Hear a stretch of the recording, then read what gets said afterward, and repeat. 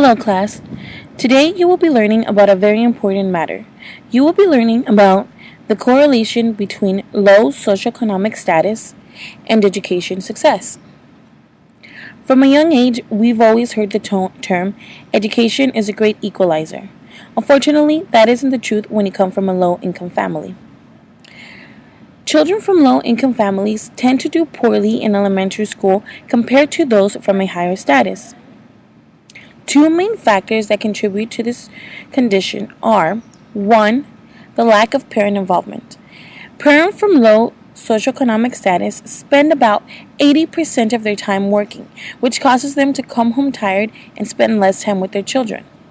They aren't as involved in their child's school, don't attend parent conferences, and don't spend enough one-on-one time with their child. The second factor is school funding. School funding creates a lack of basic resources, overcrowded classrooms, not enough enrichment programs or after-school programs. Statistics. Statistics have shown that children from low socioeconomic status enter school with a readiness gaps. This is due to the lack of exposure to things like books, which causes them to be read less. According to a case study done by Dr. Daphne Oismer, in a sample of 239 participants, only 34% had the minimum parent involvement. Another statistic is that children from low socioeconomic status hear about 3 million less words than those from a higher status. Consequences. Some of the consequences to this troubling condition is that dropout rates increase amongst children from low socioeconomic status. The achievement gap also increases when the basic resources aren't there to help them out. When after-school programs are limited or taken away, a spike in juvenile delinquence occurs. Children are considered to be in danger zone from 3 to 6 p.m. That's why it's vital to keep after-school programs. Poor kids stay poor. As sad as it sounds, it's the truth. It's an endless cycle that these kids from low poverty have to endure. Should we be worried about this condition? 2 words. Betsy DeVos. So, yes. Without her, the education system was already bad.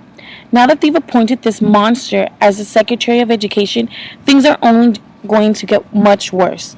DeVos doesn't believe in public education and just proposed a bill that would cut $11 billion from public schools. Does the condition require legislative action? Absolutely. First, they need to get rid of Betsy DeVos. She will only make the situation much worse for kids from low-income families.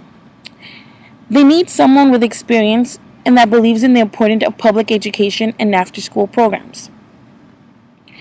They need a more affordable Head Start program. This would help young children enter kindergarten ready. We must demand for more fundings. What should we tell the public? We should tell them to be afraid. The Secretary of Education is someone who is willing to cut 22 programs from schools. The arts are out. She isn't investing in the future of the children who are at most risk, but she is making sure they continue the poverty cycle. Children are the future, but we must remember that all children deserve an equitable chance at education success.